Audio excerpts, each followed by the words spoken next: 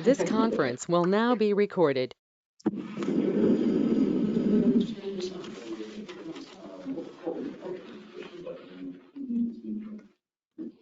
All right, Tuesday, March 8th, Planning Commission meeting. I'll call the meeting to order. First, the agenda, any additions or changes? Anybody want to make a motion?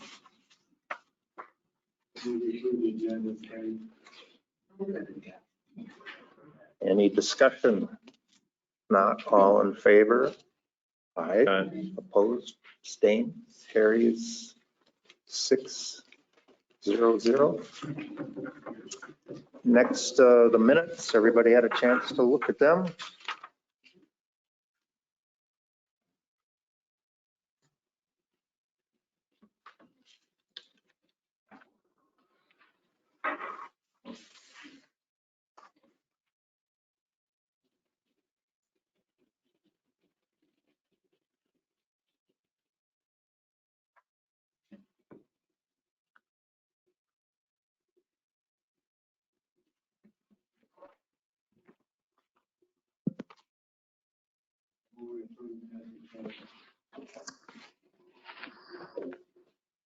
Discussion. All in favor? Aye. Opposed? Abstained?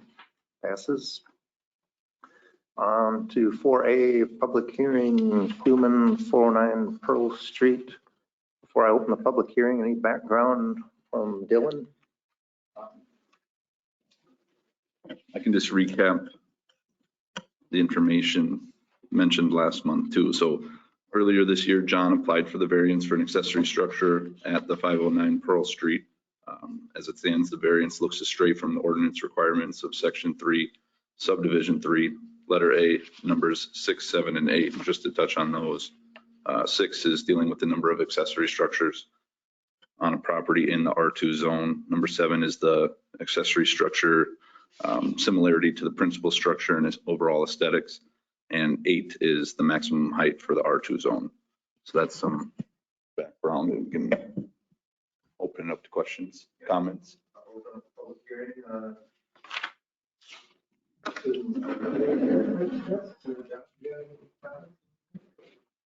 No, I guess I just waiting to see how many complaints I get and stuff up. I guess one thing I thought, is there a legal description of a pole shed? I call it a pole shed too, but it's post frame construction. It's not like an old farm building years ago. And I know you mentioned too, you're worried someone's gonna come in down the road and say, well, John got to build this big shed, why can't I? But I just made it quick. It's never simple to name it, but you know, if you had a set deal, I know the average size lot is in the road. You know, if the lot is twice as big, say you go 10% bigger or something, and there's more cut and stone. How many lots are an acre, a quarter? Yeah, I mean, that might require a change in the ordinance. Yeah. All the ordinance right now. Let's say that means $375 and it was, you know, a different ordinance. Sure. Yeah. All buildings, I'm sure, the way they're built or made to look, they've changed over the years too, and they don't all just have, look like hang sheds anymore. I'm sure they could be, look pretty aesthetically similar, but it has to, the ordinance says it has to look similar to the principal structure of the house. Yeah.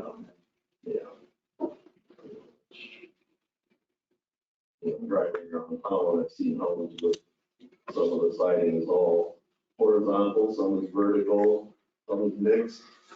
You know, that'd be the only difference between my shed and my house is vertical lines versus. We don't want a whole town of all cookie cutter either. Nice and strict, you know, and everybody has to stay on. So I don't know what I gotta say to defend myself, it's just like, I want to get everything built. I don't think it'd be a hassle for anybody that I know. Anybody else? I basically just, I'm John's neighbor right next door, so I basically wanted to come here to, I saw the letter that came in the mail. I was like, that I said something about the number of sheds they have. And I want to make sure you didn't know that I was complaining about them, which I'm not. That's all. No, but we own the field to the east of me. And I got the letter and I met with John. And so that's what Tom and I just were wondering what was going on and we're good. Yep. We have no problem. Did City Hall receive any? Yep, city staff received 2 concerns from neighboring properties. And so the letters were sent out within 350 feet of your property, that's per state statute. One of the neighbors emailed and then called, just most of them call about, well, what does a variance mean? You know, how does it affect me? But they had concerns about the size of the structure compared to the rest of the neighborhood. And then the other one, a gentleman stopped in and spoke with some of our city staff, and he expressed concern about the number of ordinance violations and what that would do to the neighborhood. But they both wish to remain anonymous because they know you or know the property. I mean, 350 feet, everybody be on top of each other. You know, everybody knows who their neighbors are. So, but they had concerns. You said ordinance violations. Correct. What were they? The variance is an ordinance violation until approved. Okay. You know, well, I mean, we can get into non-conformance of accessory structures, but they didn't reference that. But the size isn't an issue anymore, right? It's just the height that they were concerned about. Correct. And then the other potential issue is verifying square footage of the building in comparison to the principal structure too, which would be another ordinance violation. Because we don't, you know, what's the footprint of your home? Do you know the building size? Well, basically, I guess it was about 1,400 square feet, but in my house. Is that livable or is it?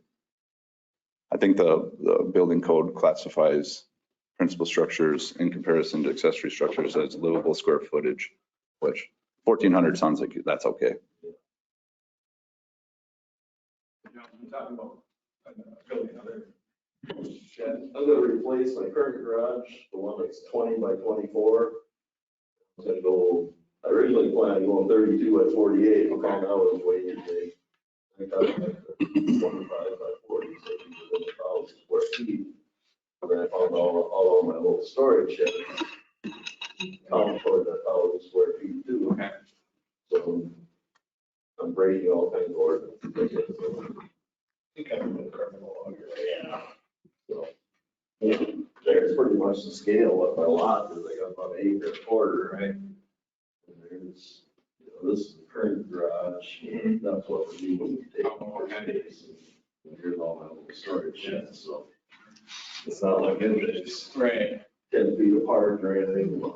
I plan to get rid of a couple of storage sheds for sure, once I get this built. I moved one shed in, just to hold stuff. While I'm building this. I didn't foresee all this stuff happening when I was planning this. So. Well, we have a zoning ordinance for a reason.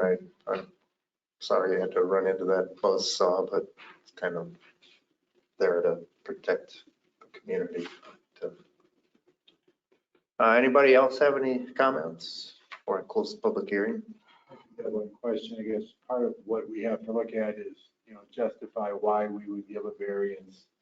And, some of the discussions last week and stuff, I can see some reasons on some of these. I guess the height is the one that I'm having the hardest time trying to justify in my mind why that we should allow a variance to have such a tall building when, 31 code requires 16 or less there. I'm sorry, I guess. Might be cold here a little bit.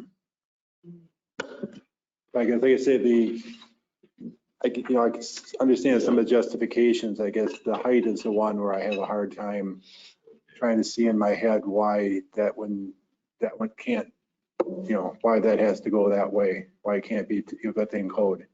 I guess I was just, since I was building, get some upstairs storage.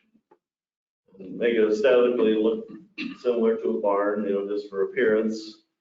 Well, in order to do that, then you get the height, making a hip style roof. And, I guess I didn't realize it was gonna be such a big deal, Tom, when I started planning this. And that's kind of what I decided on building, and once I went that far, I'm just gonna pursue it. And you get a lot more storage that way, and, it's not gonna be right next to the road as far as the height. I look at that new, whatever direction it is, the new apartment building up here. That little stucco house was never big, I know, but it really looks small now, yeah, shadow. and I think with the size of my lot, once that shed, if it gets built there, you won't even notice it. It'll just kind of blend in.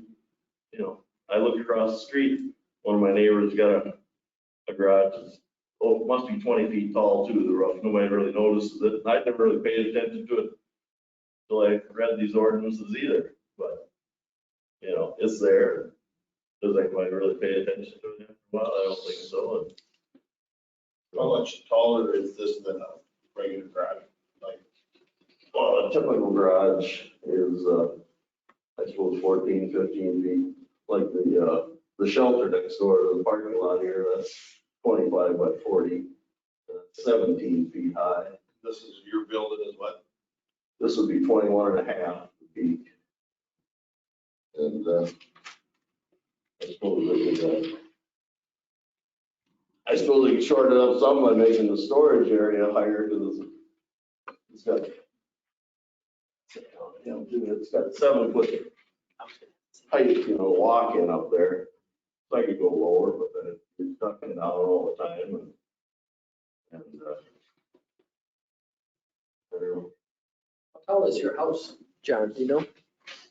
I think Could be it's taller than your house? 25 at least. Okay. It's up higher.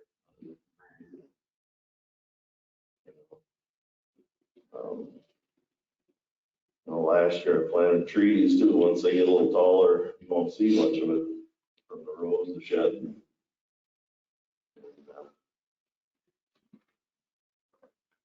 100 years from now, they'll put a plaque on it, the Rose last original pole shed. Your name could go on it because you passed it.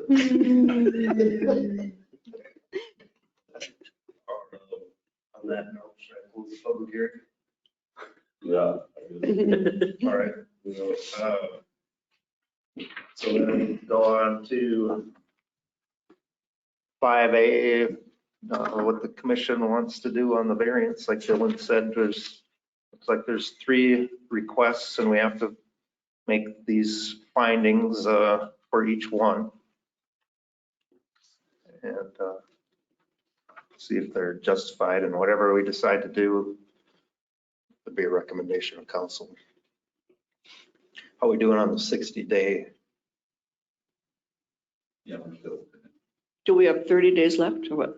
well, technically, we could table it 1 month if needed. We can ask for Within automatic 60 days. extension if we needed to think about it, yeah. Did it start last month when we talked about it, or? Yes, The 60 day? technically, yes. And I know it was brought up 2 months ago, but that was. I know at that time we said we weren't acting on the 60-day rule then, yeah.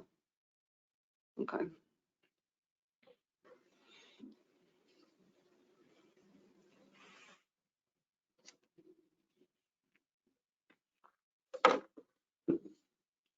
My biggest problem on it is setting that precedence of having a pole shed in violation of the city ordinances is kind of my biggest concern, because we do get a few requests a year for people to build pole sheds, and if we allow one, we're going to have to allow several others. So, I mean, and obviously the height, I think, is a moot point, but I just think it's, our ordinance reads it's got to match the house and the structure. And with it being a pole shed and not matching the house, I guess I'm against it on that standpoint. And one of our rules is that it must show an unnecessary hardship, and the hardship can't be self-inflicted. And it Right. doesn't, it isn't unnecessary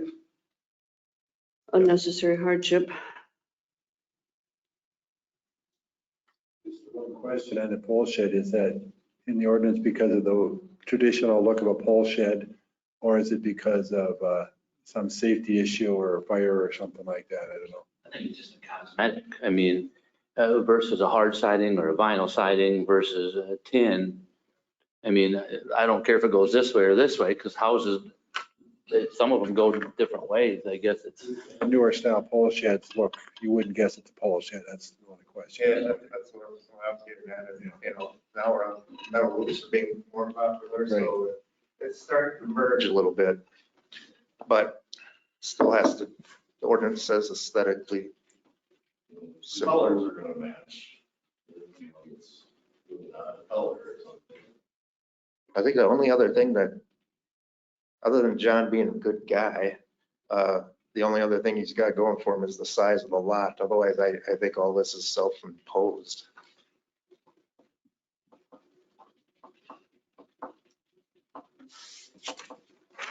One of the things you have to think about is the essential character.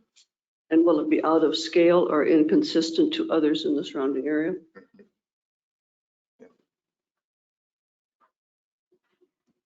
Yeah, those lots to the north are in the Marion district. But, lots across the street.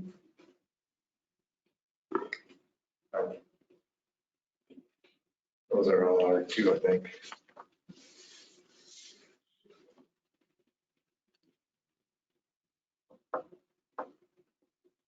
I mean, and then we also got the variance of excess structures on the property, which I think there's a couple of them were gonna come down, but I think you're only supposed to have 2, and we have, what, 6 on there now, 5 on there now? I mean, I just see there's 3 variances that I have a tough time allowing height, pole shed, and other structures on the property. Yeah, I think you have a unique property, because there ain't many properties in town that are an acre and a half. But I just think you start that precedence, there are gonna be other people that want pole sheds.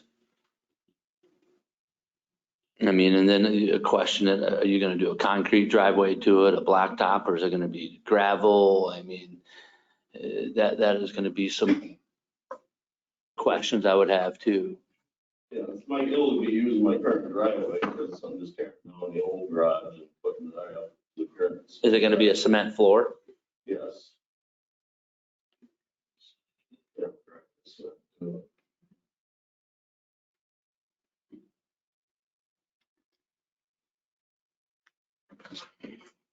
One comment.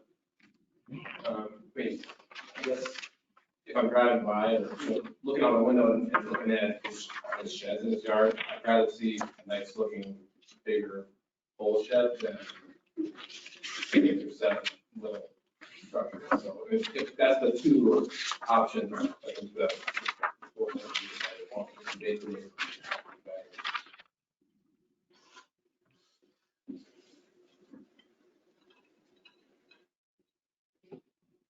I guess I agree on that point, that first, the variance of having the number of buildings with the size of that lot, you know, if we can get closer to compliance, you know, by doing this, I guess I think that's a meritorious item on that one.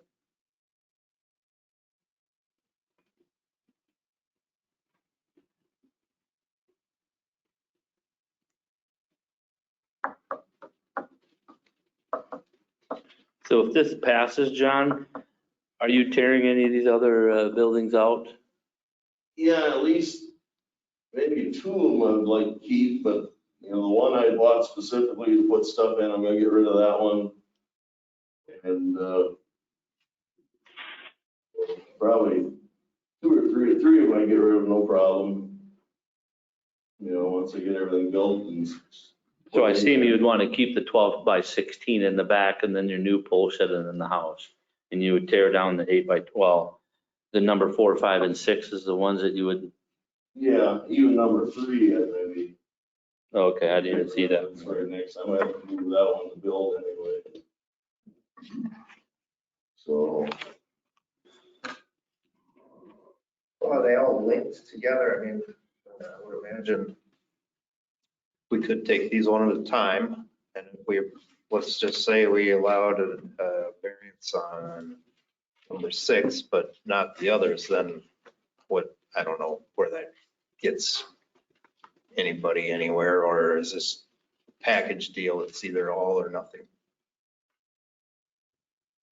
If we go through a finding of facts, from what I know, we have to find out if there's a practical difficulty if we don't let him do this, or if he does it. And are the circumstances unique to this property? Will it alter the character of the property? And will it be detrimental to the neighboring properties? And we also have to remember that the neighbor's opinion is not a valid reason to grant or deny a variance. Yep. And the variance would run with the land, it would stay with it, wouldn't it? Like if it's sold, Yes. then it would always be that. Yep.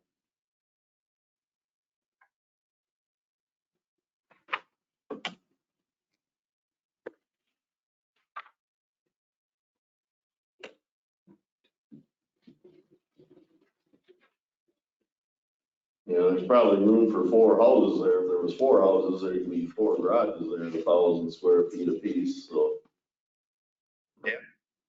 It's subdivided. Yep. And, But our problem as a committee is that we have to follow the rules of the variance that we have in place for the city to protect all the properties around.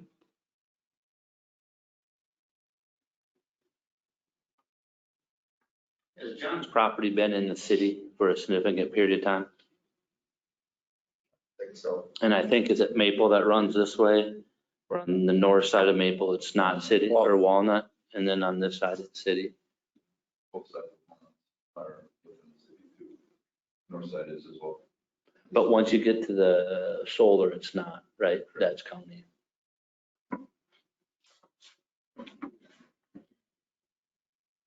But we just annexed that part of the north side of Walnut Street in before the solar went. That was new recently.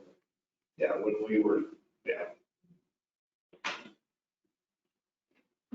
you know, I just look across the road, I see a big shed, steel shed. To the north, I see a couple big sheds. So just in our neighborhood, that's not out of place, I don't think. And I agree with all that, John, to be honest with you. I mean, you got Houghton's across the road that you see, it's got a big pole shed. You got Matthews, it's to the north of you can see it. I just have a tough time, me personally, allowing a pole shed just because we're opening the door for other people that could have requests.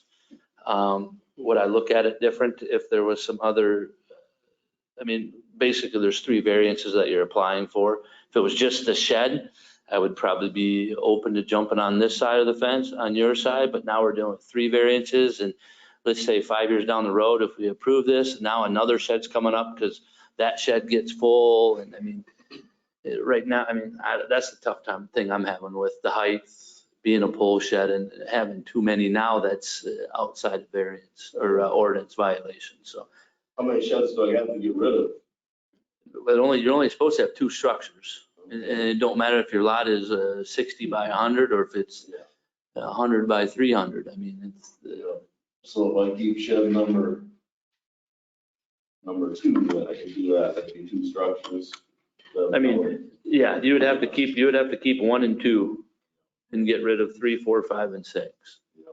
But I mean, and that takes care of one problem. And I mean, we got 6 sheds on there now that haven't gone through the correct procedure. So I question once this shed gets done, 5 years down the road when the big shed gets full. I mean, your shed's probably like mine. It's full. I accumulate more stuff than I get rid of. So. I didn't realize when I moved them sheds in, I was breaking the law. Yeah, and a lot of people don't. We deal with it on a regular basis. They're portable, you know. Yeah. They're not fast enough, a foundation. Yeah, and that's the reason why city has ordinances like that. Just otherwise we'd have sheds everywhere and we have mother-in-law apartments and mobile homes and campers everywhere. About 10 years ago, somebody would have stopped in from the city and said, you can't move no more sheds in here. The city don't go out and try to find violations of ordinance. Now, if your neighbors would have complained, then we would have to address it. I mean, and that's because there's a lot of city ordinance violations in town. We could go right through it. Brian and I talk about it all the time. We're not here to regulate that until we get a request for a violation. So, I mean, that's my opinion on it. I was just gonna say, it's tough also when you're up against different zoning districts, whether it's ag. Holden, is that ag? Well, yeah, commercial. Or, you know, when you're up against a commercial or whatever, then, you know, what's the character of the neighborhood? Well, it's kind of a mixed, but you gotta kind of look at what district you're in and stick to your guns. It would be appropriate for the commission to consider, like you said, Matt, the size of the lot. You know, that's been a consideration, and at least one other one that I know of. And also the possibility of getting down to just the two, you know, the garage and one other shed, you know, that would clean things up. You know, so that might be something you consider, that, okay, there's a give and take there as far as this goes, you know, and then the not similar, you know, building's not going to be similar, but the colors are going to be the same. You know, may not notice, you know, driving by that they're even dissimilar if it matches the house. And again, I'm just throwing out ideas here, but to me, the height is a factor as well. It's a pretty tall building right there. And I mean, we also got to look at the hardship. I mean, is there, Yeah, is there practical difficulty? yeah, No. I guess that's the way. I mean, the practical difficulty. I mean, I agree with everything Brian said in a mixed use with Matthews and Houghton. But if we start making that precedence, I just think that we could open ourselves for a can of worms on other issues that we have been brought up. You can consider kind of the area it's in too, with the shed across the road. And we did that one out on County 10, You know, not that long ago. I think that could be a consideration too, as far as the area goes, but you know, you have a tough time fitting all these hardships and whatever else to this.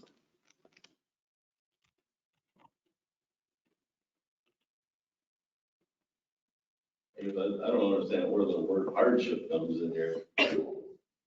Or what's that about? Just- It used to be hardship, now it's called practical difficulties. Yeah. If you look in our city or our subdivision ordinance and state statute, it talks about you have to prove that there's a practical difficulty in complying with what's in the ordinance. And usually that's because of a oddly shaped lot, like a triangular lot. You can't meet your setbacks, you know, with a house or something, and you're going a few feet in the setback because it's triangular instead of square shaped, all of that type of stuff. Or a big slope on the backside. So then maybe you move the building up a little bit so you're not, maybe you're getting into a little bit of a setback problem, but because of that giant slope in the backyard, that's the only way to make it usable.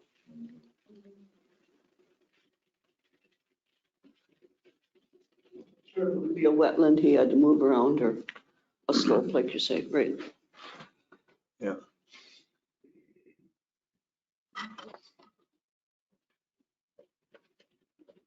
Will you go through the finding of fact with us, or how do we go ahead with this? Well, I guess we could do one at a time or just make a motion with all three. And then what, if you're going to recommend approval, then we'd have to touch on these 5 points that they're met. If we're going to recommend a denial, then we'd have to indicate that you like these haven't been met by the owner. It's up to you how you want to proceed. And if it's a denial, it would probably be a good thing for the board to send them a written statement saying why we denied it. Do we do that? Just for the record. Community council, Pardon? are you saying a written letter to council? To the owner, to the applicant. Yeah. Well, I assume he'd be here, so I mean, I don't know. I mean, Well, we only recommend to the council, but But the council would send then a letter? Probably, it Okay. would have to be probably something in Yeah, writing. and then we would tell the council why we denied it, or recommending it now? Well, the council would make their own findings or Yes. adopt our findings or whatever. Okay, okay. Yeah. Mhm. I guess as I said earlier, on number 6, we talked about, they could get that close or get that into compliance. That would be an easy enough one to cover. And the fact that it's not similar, it's a pole shed, as Brian alluded to, as we've talked, that neighborhood, and as long as the design is reasonable, good looking, all that, we can, I guess I'm okay with that concept in that area and that size lot. And I guess where I have trouble though is the height. I look at my house, how high it is, and I think about, that high of a building. It's just 5-6 feet over the ordinance. I guess I have a struggle with a reason why it has to be that way. What's the practical difficulty? I said, don't build it too small. I How many times have you heard that? totally understand that, but And probably, it's an expensive project, but at that height, there's lots since they're already building, then I gain that storage and, I can't argue that point, but, we still have to follow the rule. And I looked at that one storage shed one day and I thought, that would look nice bigger as a garage. And that's how I came up with that hip roof idea. Sure. I just didn't know I was gonna run into this Yeah. tornado here. So.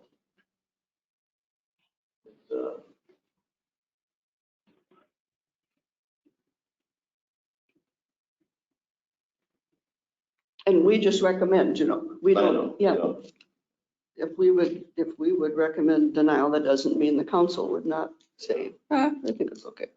I'm not gonna take it in front of your house or anything. So, Yeah, yeah, we're in a position where we have to follow the rules. yeah, I look, sometimes the rules are maybe right for 99% of the town, but I just think I'm kind of in that 1% area where it's never gonna be right 100% of the time.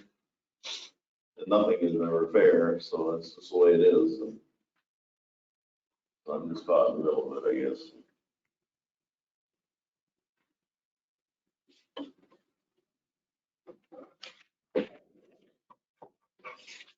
What were your comments again, Tom, on number 6? number 6, that, we talked back and forth here. It sounds like you'd be willing to bring that into compliance with the 2 accessory structures. So, Yeah. that would be a moot point. We'd Yeah. even be, we'd have to worry about a variance. And if you're okay with that.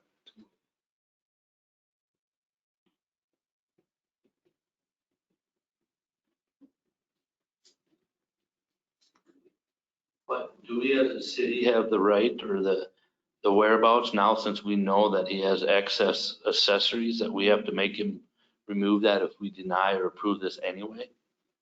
Well, I guess I don't, I assume that those were all for the ordinance. Non-conforming, that's what I assume. I didn't know that you brought those out there. But I mean, he told us that he brought those out there. Okay, So I mean, I've learned that now. yeah, but I'm just saying, I mean, now as a city, if we deny this, do we still have to make him come in compliance and get rid of? If those buildings were not there when the ordinance was changed or whatever, then yeah, it's beyond just non-conformity. It's a violation, Because I mean, if let's say we deny this, we now know, the homeowner knows that he's not conforming. Do we have to make him get down to 2 structures now just because he's in violation? I mean, you can still build a new garage, but it has to be within the confines of the ordinance, right? Yeah, But yeah, the other accessory structures probably need to be moved.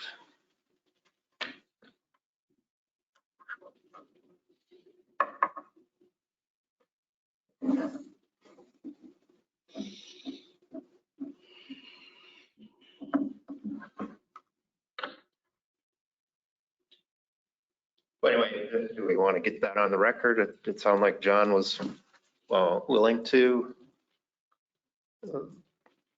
get down to 2 accessory structures regardless, so we don't have to make a ruling on that. Is that right, John, or not?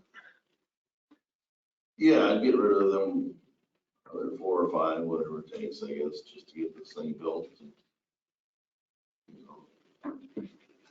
I guess I'm gonna be build regardless of the height or not. I'm gonna build something. If it's gonna be 15 feet or 16 feet, that's what it's gonna have to be, I guess. But I'd just rather, since I've gone this far with, I've had Lodemeier's make me plans. And, just like, Yeah, I don't know, a pole structure, I'm not too concerned about that either. It just seems like they're getting more and more. They call it post frame construction. Now it's 2x6s. There are no poles anymore like years ago. It's, houses are 2x6s too. These just have to be laminated together. And it might be stronger than a regular house now. I don't know. It's kind of a subjective thing, is how aesthetically similar to the houses they have to be. But is it? You doing it the same color as the house, John? Yeah, it's gonna be red and a tan. My current house is taller tan. This is gonna have a 3-foot wainscot on the bottom, the same color as the house, and the rest would be red. And your house red now? What? Your house red now? Okay. Some reason I thought it was gray. No, it's the siding is called natural clay, which I call it tan, you can call it gray, whatever you think it is, but then it's got red on top and the peaks, Okay. so.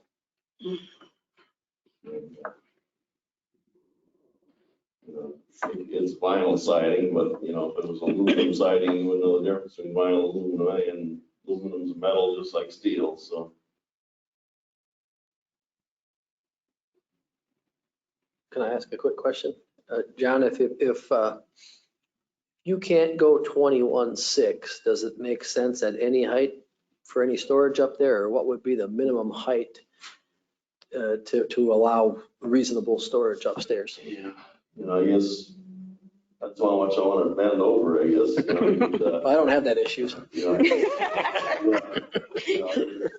Right now, the sidewalls were, I think, 11 feet to the top of the raft on the inside. So I can shorten the walls and bring the roof down, I guess, and get it, I'm going to ask Lodemeier's what they can build for rafters. 18 feet, maybe 2 feet or 3 feet they can knock off, but I don't know. Strength wise. So if we recommended approval of the variance for number 7, the fact that it's a pole shed, you could modify your plans to adjust 6 and 8 so a variance wouldn't be needed. Am I saying that correctly? I don't know if I can get it down. I can build a regular roof and have no storage upstairs probably and get it within the 16 feet. Or I can go a little taller and bend over and hit my head every time I walk in there, I guess I'm not following all the numbers you're saying. Well, the first one was the fact that the number of buildings, and we already talked, you can work that one out, so that wouldn't necessarily need a variance. The fact that it's a pole structure, that would need a variance. And the fact of the height that it'd be over 16 feet. Again, if you could modify your plan so it didn't exceed 16 feet, then that wouldn't be an issue either. No. So, The way it sounds, he doesn't want to go that low because he'd lose the storage yeah, and the rafters, and that's what he wants because to get rid of some of the sheds. yeah.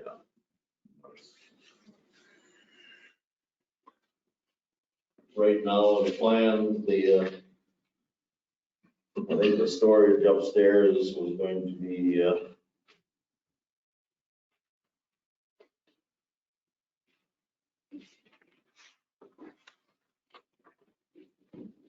about 7 feet high by 12, which is nice walking height down the middle. So I can change the roof and make it narrower and shorten it up a little bit maybe. And what would you call an acceptable height above the variance? 16 feet, 18 feet?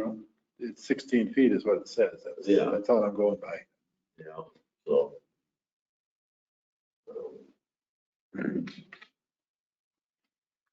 Tough to find practical difficulties.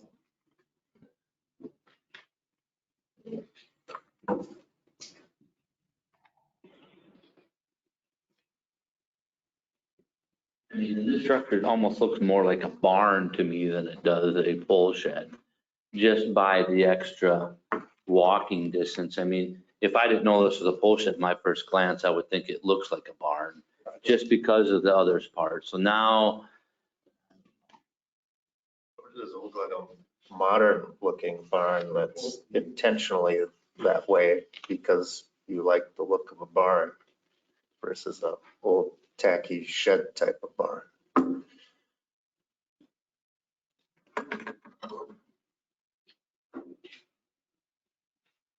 are you putting a garage door in there? 16-foot garage door like a typical, Yeah, the front Please.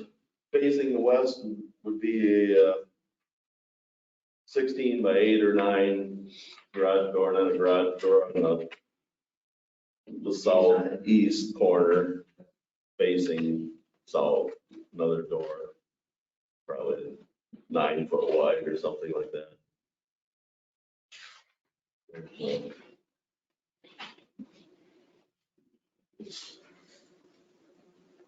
Just the last couple of weeks too now with this roof, I started looking into putting solar panels on it, you know, I haven't, just to get an idea of the work. But,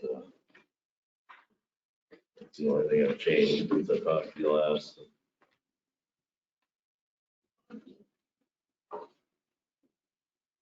see, and they also rate, on the plan, they rate approximated height 21.6. Could be 22 when it's done, it could be 21. I mean, probably depend on the grade. I don't know. Well, it's the reason where all that's honed in on, right, Dylan? Correct.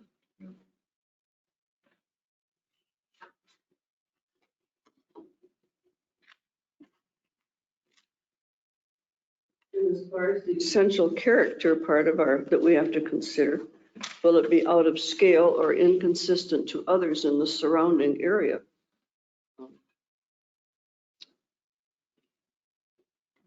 There's so much to consider. We can't just do it on one.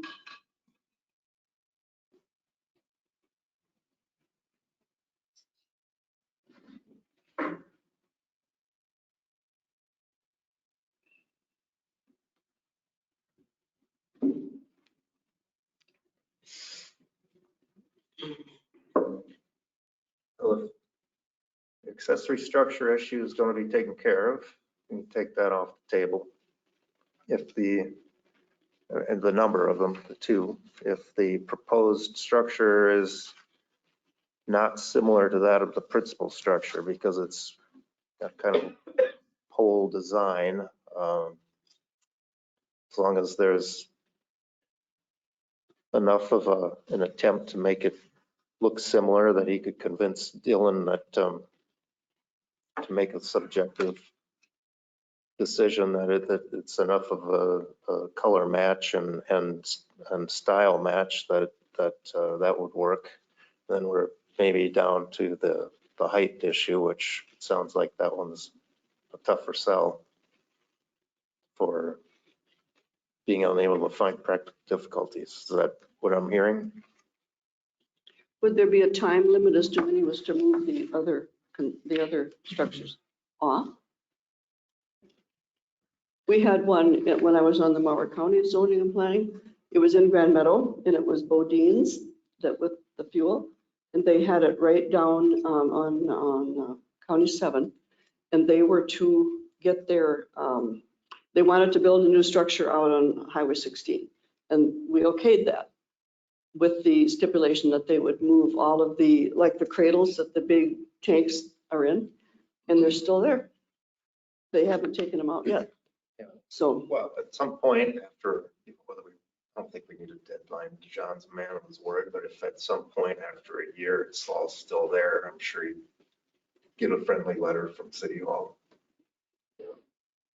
All the fire department, well, talk to them. Good practice.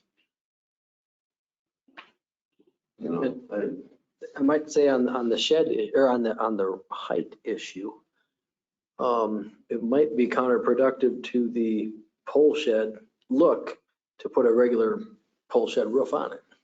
It's gonna look less like a pole shed if it's built the way John wants to, with that shape, than it would if we said you can't go somewhere between the 16 and the 21.6 and still keep that shape. It would look less like a pole shed with that shape than it would. I just wanted to build something unique. Everybody I talk to is, you know, I don't talk to everybody, but everybody goes, yeah, it looked nice on your property. And, you know, but nobody knows what these ordinances are. Nobody, you know, there's not a billboard outside of town that says, welcome, Brook, don't build a pole shed over 16 feet high. Get on that, John. Well, as you've probably been able to figure out, zoning isn't black and white. There's a lot of gray, there's a lot of interpretation. We try to weigh and balance, you know, uniqueness and not cookie cutter versus still enforcing an ordinance that we've got. So that's why we're still here talking about it after I know, coming up on an hour. usually you have a 5-minute meeting. Right. You know, And that's our job. That's what we're to do. Right. Trying to find a solution that maybe works for everybody rather than just shut the door, you know. What's the biggest negative if I build the way I want to, you're just afraid you'll get other people that want to build like it? You know, If we don't start enforcing our ordinance, Then what are the ordinances then that's for? bad. maybe the ordinances need to change a little bit. Well, yeah, right. So if you can always do that, Yeah. present but you know, the only difference here is maybe the size of your lot versus a typical R2 lot in the middle of town. Yeah. You know, probably wouldn't want something like this there, would we? No, I don't think anybody wants, not even the owner would want to build something this size in a little lot. Yeah. So. So it wouldn't fit anywhere.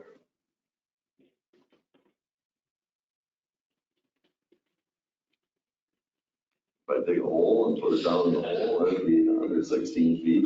Would that work? Underground parking. That's good of you about that. They got one like that. What did they do? Oh, some guy wanted to build his garage and he put it subterranean and it's been a problem. Oh.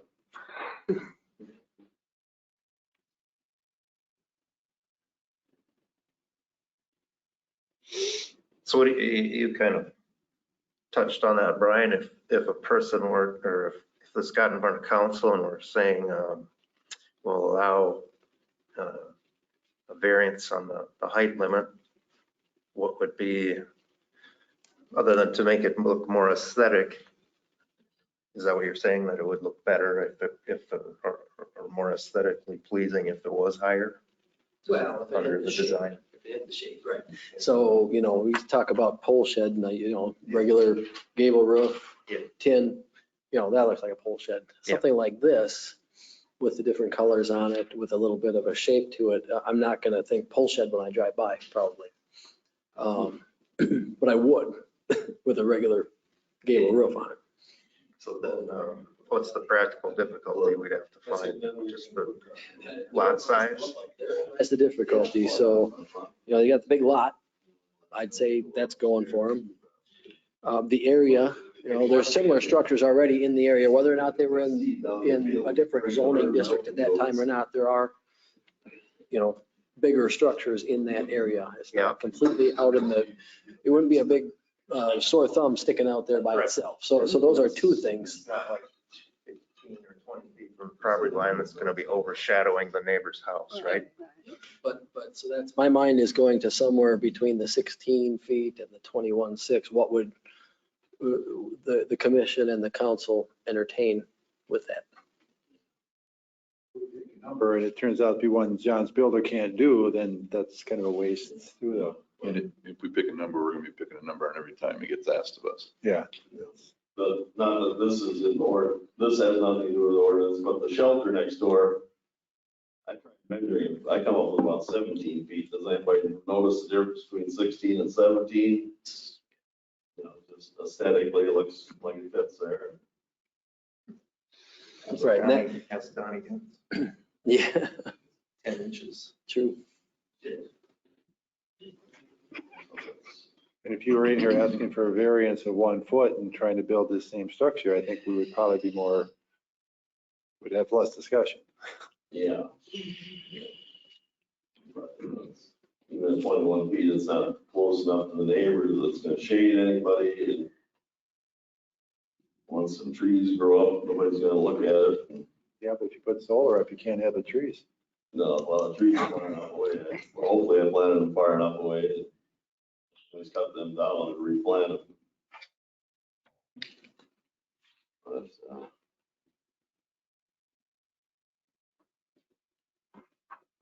that's the reason they have a tall roof, so the trees don't get above it.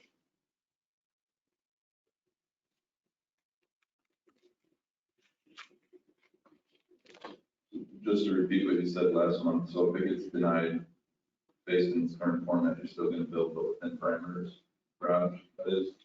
I need to replace this old garage. It's shot and I've let it go and because I was gonna build something and I'm not gonna spend money fixing it and I wanna build something new and it's just a matter of what, if I just build a plain old garage or build something that I like.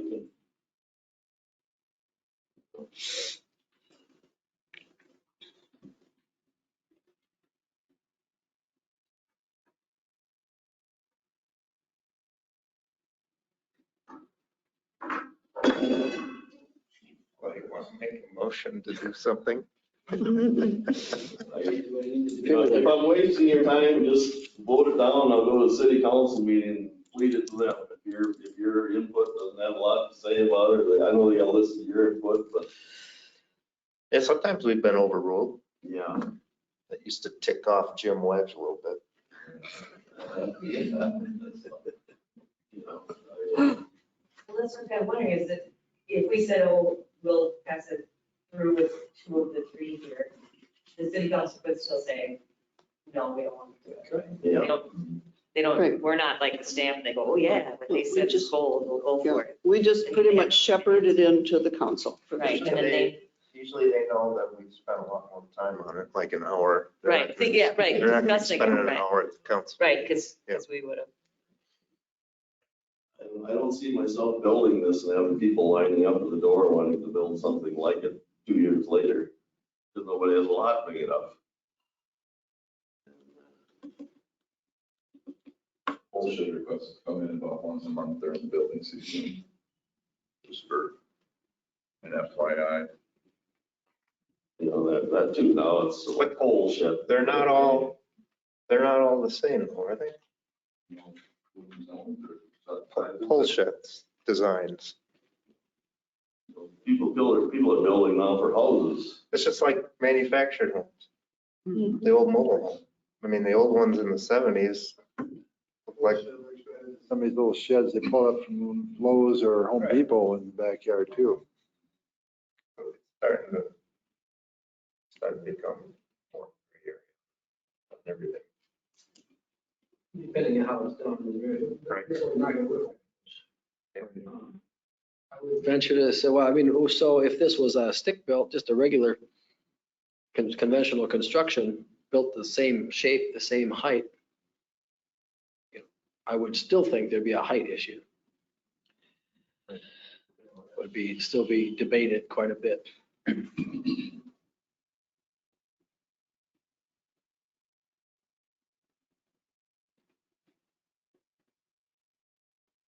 So a good question on the existing properties, like John is saying, it's kind of unique area in the community. So the existing ones, like Brian said, would that have some play in our decision? Like, we're going, oh, so-and-so, so-and-so, and so-and-so, because they can have the large ones, but this property, no, we're not gonna let you. I mean, he's got a bigger lot than any of those places that, I mean, I drive by it. I mean, I don't know, I mean, I'm just saying like like we were talking, small lot, it'd look really weird to have this giant building, but his lot is gigantic. And a large building doesn't look quite as gigantor on his as it does on a smaller property. So if we put forth a motion to city council to recommend, well, item 6, the number of buildings is a moot point, but item 7, that due to the character of the lot in the neighborhood, that we would approve that type of a structure. But then we didn't allow for that height. If we put forth a motion like that and John came to city council and said, well, I could do it, I could get by with 18 feet, then the council could decide if they wanted to let that go, right? Okay.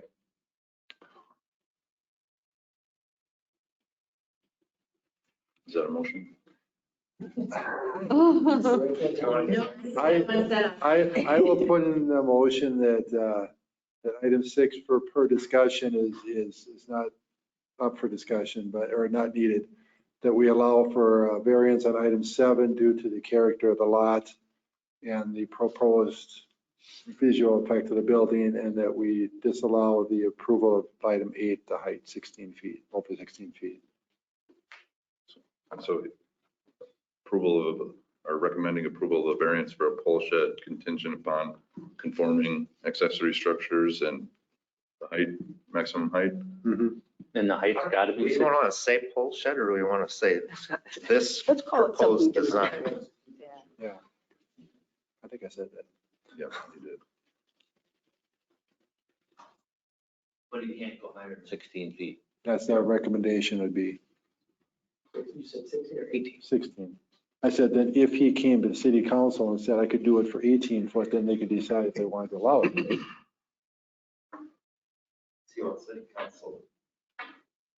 To, Well, I'm just throwing that out there. Nobody seconded it yet. But I mean, If you would think, my opinion on that, though, to go to what Brian said, we go to 16 feet, now we're getting more to the pole shed look. It's going to become more and more pole shed look versus what John's proposing. And I like the design of that. The problem I have is practical difficulty and setting that precedence allowing pole sheds. Granted, he's got a acre lot. Yep. Granted, he's looking at a pole shed here, pole shed that way, or a taller structure. The problem I have is setting that precedence of pole sheds. And he has an acre and a half, or an acre or whatever, over an acre, but there's other properties in town that have 3/4 or an acre lot that could be done is that we could be opening a can of worms. I mean, and if I go anyway, I'm going to go all the way where I'm going to allow the structure the way it is at 21 feet if I would swing that way, because it doesn't look like a pole shed because of the walkway. is there an opportunity to go from 10-foot sidewalls on the lower part of the garage to something less to still maintain some of your storage height upstairs? Or do you need that tall of a? I didn't keep that style of roof, I'm just gonna keep narrowing it up. You know, then I'll shrink it, I don't wanna make my square footage on the floor smaller. What I'm trying to say, too, you know, on the side. Was that a motion or was that kind of a what if I made this Well, motion? Yeah, discussion, I brought it to a motion, which nobody has seconded, so. Nobody did yet. Yeah, and it doesn't fit like the practical difficulty, the reasonable use, the uniqueness of the lot, or the essential character. We have to consider all those things. Maybe I should just sell my place, move in the nursing home and be done with it. You know, I was thinking that. You could probably sell it for a good penny right now.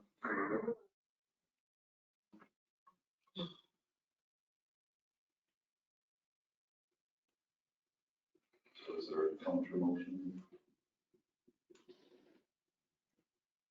I would make the motion that we would deny the variance at this time because it doesn't fit all of the specifications that we have to consider.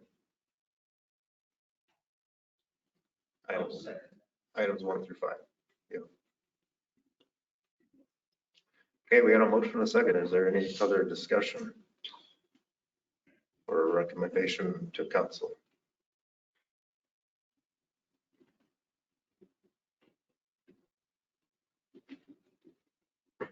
Okay, all in favor to deny the request, say aye. Can you go around the table with our vote?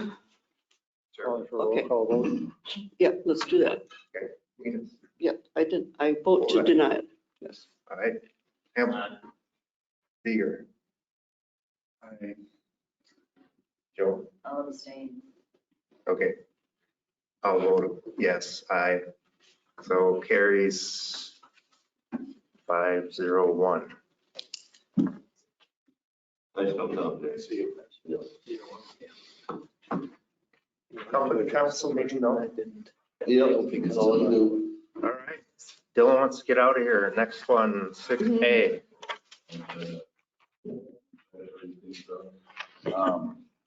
So just 2 weeks ago, we received an application, another variance, this one dealing with the lot size. It's one of the lots in the Highlands. On the supplemental material, you'll see that site map. It's actually the plat map of the Highlands subdivision in reference, and I believe the highlight showed up. Is there yeah, we got a lot of papers this time, this packet. Okay. So the variance is for a rear yard setback of 5 feet.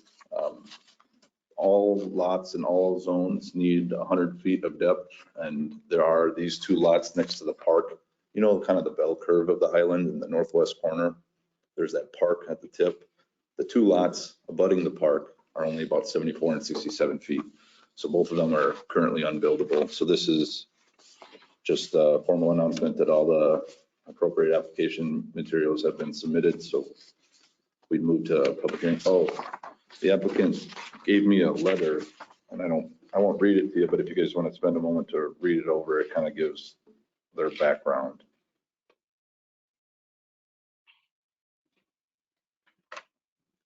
So what's the variance request then?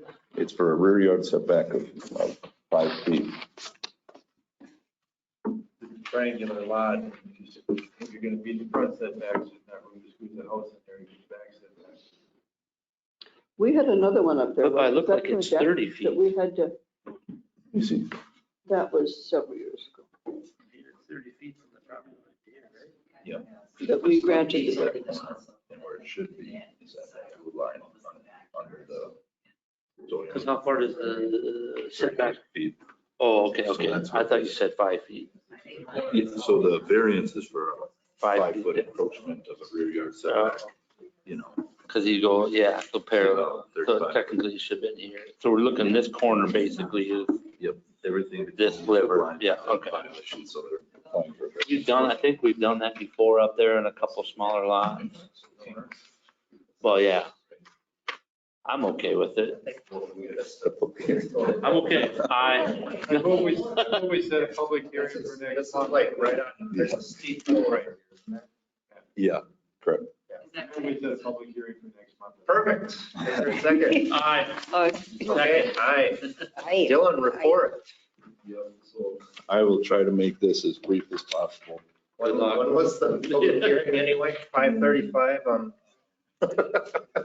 I'll get it. Okay.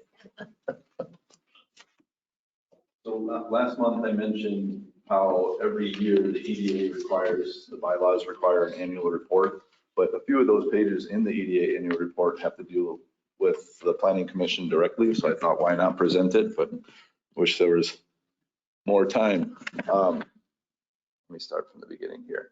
So I'll just go over some of these briefly. This is a portion of the total report that I'm going to present to the EDA next week, but it's directly related to the planning commission. So we can jump ahead. These are some of the things that the planning commission's portion talk about. But we'll jump ahead up to here to number 2. And I'll just highlight that the green columns, and these are pastel colors, so you probably can't see them back there, Kim, I apologize. That's all right. But so we had 2 variances last year, 700 Gulfview Avenue and 45884 County 10 Boulevard.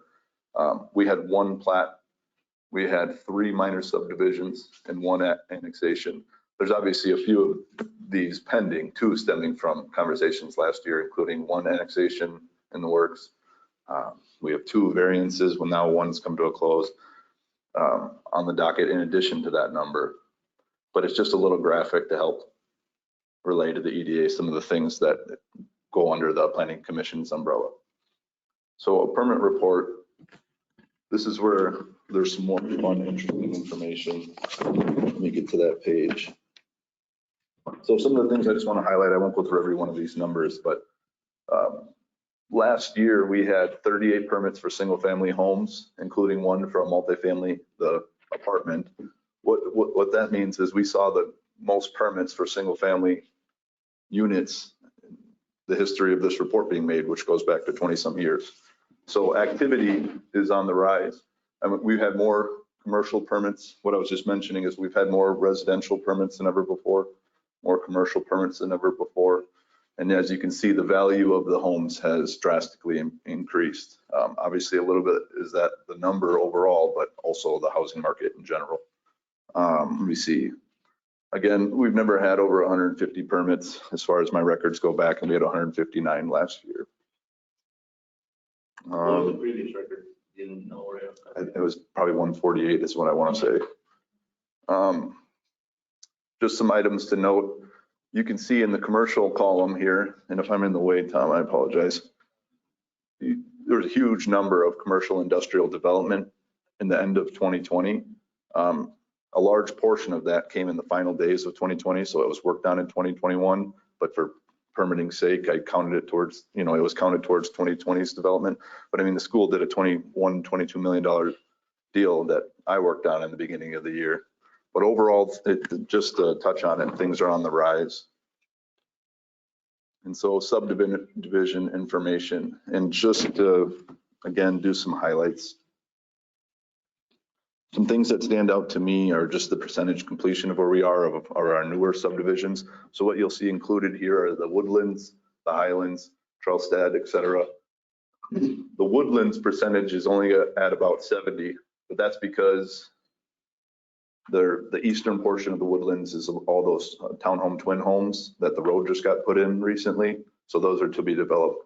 That percentage of only 32% is hurting the overall, but everything else is filling up fast. Same thing with the Highlands of Zumbrota. You can see a static high percentage besides the 4th edition, which is really hurting overall. Otherwise, I mean, you can drive up most neighborhoods in the Highlands and there's not too many lots left anywhere. But the 4th edition is that very northwest corner. It's mostly Schumacher owned lots. They are quite hilly. So there's some things stalling their sales, amongst other things. But Trailstead, the reason this isn't at 99 is because I could not find the 2nd edition of Trailstead. Nothing was showing where it was. It's Anthony Court, the little cul-de-sac to the west. I didn't know that was the 2nd edition of the Trailstead edition. But otherwise, the Trailstead's all but full. Another item to note is, so these are the total lots in our subdivisions. These are the ones that have homes on them.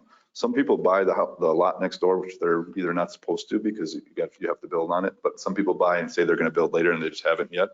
As far as how many of these lots for sale, it's less than 1% of our total. So it's, you see, we're 80% full, but there's 1% availability is the true metric. Same thing for here. We're working with someone to fill that 6th spot right now in Sugarloaf. There's only one spot in our commercial park, and the EDA owns 2 parcels, one of which will likely not get sold unless we get creative.